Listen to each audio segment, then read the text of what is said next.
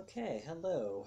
Welcome back. This is basically just another Me Talks, and I want to discuss a little bit about privilege. I find the concept of this idea of privilege interesting because generally, in most cases, it applies to me. Somehow I have a privilege, and two, that it's generally something I can't control. For example, my gender or the color of my skin or my ancestors or something like that. So usually it's something I can't control. And so I find it interesting that it's something I can't control, but it's also something that I have to do something about. I have to somehow alter my behavior somehow because I have some sort of privilege. It's a little confusing to me. And I'm not entirely sure what benefits I get from this privilege, but we'll get into that later. I came across a new sort of privilege that apparently I have, and in this case it's something to a certain extent I can control, but arguably not, because it involves personal belief. So if I've applied to a personal belief, I personally believe it, I don't see a reason for me to control or change it, even if people say I have that sort of privilege. In this case, it's called Christian privilege. And it's the idea or concept that because I have a Christian belief system, that somehow I have a better privilege. And I've been really unsuccessful in figuring out why. The one thing that people have centered on mostly, and there's probably more to it, I just haven't been able to figure this out or find it, but the one thing they've centered on is holidays.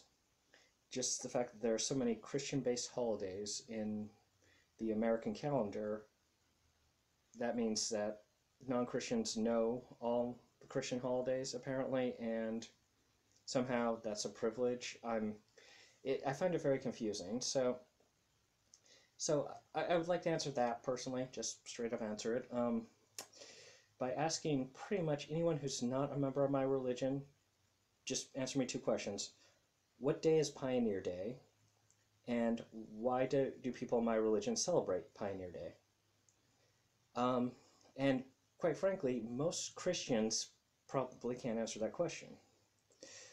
And in the same way, I have no idea what day Ash Wednesday is, nor really why Catholics celebrate Ash Wednesday. I could probably do research and find out, but I just don't know. Indeed, last time I remember being cognizant of Ash Wednesday was when I told certain people that their forehead was dirty, and then felt really embarrassed because it was for their own religious holidays. And yeah, a little embarrassing, but somehow my Christian privilege didn't tell me that it was their holiday.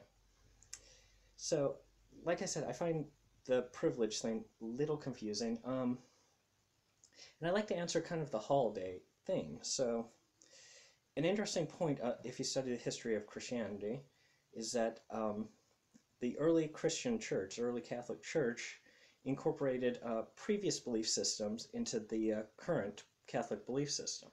Specifically, days of celebration or holidays were incorporated into it, which is why Christmas is so close to midsummer or midwinter's eve. What's it called? Winter solstice. Don't get old like me; you'll forget things. Winter solstice is 4 days away from Christmas. And so they were put in general vicinity, even though birth of Christ took place in a completely different time of year.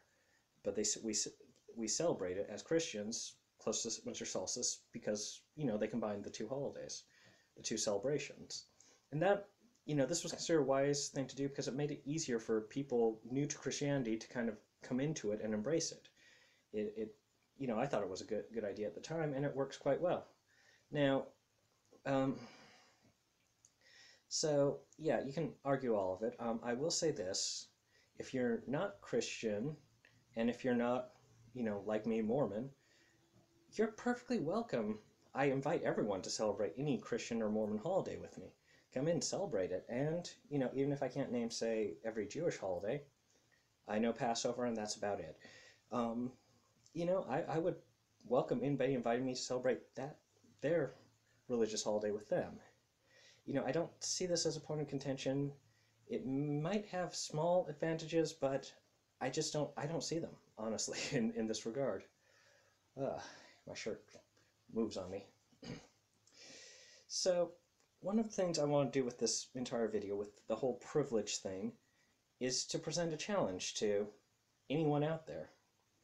I want people to find how these so-called privileges of my gender, of my skin color, of my ancestors, of my religion benefit me. I'm not seeing that. So let me give you an example of the history of my religion, or my ancestors and their connection to religion. I'm mostly of European descent. I do have a little bit of Jewish in there. I do have, but it's mostly from all over Europe, mostly Scandinavian, Irish, a little bit of British, but all the rest is European of some sort.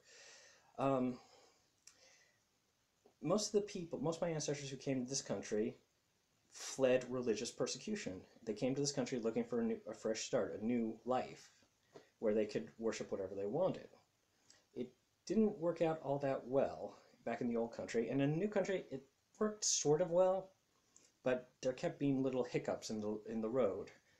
I had an ancestor who lived in Salem during the witch trials, and he had to flee to Boston in order to not be persecuted as a witch, which was a massive miscarriage of justice.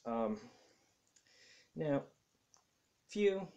about 100 years after the Salem witch trials, yeah, a little bit less. I'm not going into exact details about history here. There was a movement that arose in the early 19th century called LDS, Latter-day Saints, or, well, the Church of Jesus Christ of Latter-day Saints, or Mormon, as they became known. Mormons pretty much have a very rough history with being in America. They were driven from place to place because a lot of people didn't like their religious beliefs. Driven out of places.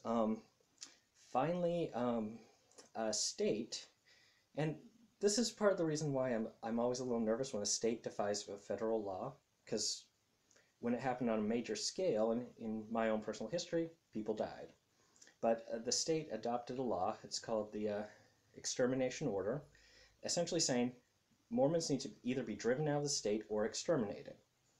Now, Governor Boggs, who wrote this law, later stated that he didn't mean exterminate in the terms of killing people, which, yeah, makes you wonder about this guy, because there's really no other definition of the word exterminate. So you have to wonder what the guy actually thought he was saying, but that's immaterial. But yeah, that was his idea, to drive people out of the Mormons out of the state, and many, many Mormons were killed. Look up the history of Hans Mill. Children were literally executed at Hans Mill. It was a massacre. And eventually Mormons were driven literally out of the country. They fled outside the country and settled in the middle of a desert where the only body of water around was a massive salty lake. It's so salty it's known as Salt Lake. That's pretty major being driven out of the country. Major dislike for my ancestors. I don't see any sort of religious privilege from that. I don't see any real religious privilege nowadays. A lot of people, I'm often criticized for my religious beliefs. A lot of TV shows I like, criticize people who have any sort of religious beliefs, so I don't see any sort of privilege there. As for the other things, yeah, I can explain some of my job. When I've gone out looking for a job, I've been told many, many strange things. One of them, I'm not going to be hired because I wasn't a woman. This wasn't for a job that specifically caters to women. This was for a store that caters to everyone. So it was a really odd thing to be said. I've been told by a woman who, yeah, she was a lesbian, so I'm not entirely sure what she thought about me, but she told me point blank, "We're not going to hire someone like you." I should have asked, but I never figured out what she meant by that. I just presumed she didn't like the Irish. But, I've been told that. I've been told I can't get a job because people don't like me. I had one guy hire me, and then literally later the same day he discovered I was Mormon, and the next day he fired me. I was terminated from job a couple weeks after reporting my supervisor, who was a woman, for sexual harassment. So, and I work hard in a job that's as a janitor, essentially, cleaning up everybody else's mess. And don't get as much money as you would think, as I probably should get, truthfully. Yeah, that's personal. So I'm really struggling to see where all this privilege I supposedly have is there. So I'm issuing a full-out challenge. Anybody watches this video, sees this video, reply below, tell me where my privilege is. Tell me where in my life I've gotten a privilege for being male, for being white, for being Irish, for being Scandinavian, for being religious, for anything I supposedly have privilege for. Please, please tell me where it is. I just don't see it. I don't understand this entire concept. And so that's the official challenge. Like and subscribe if you like this, and I will see you in the next video. Bye.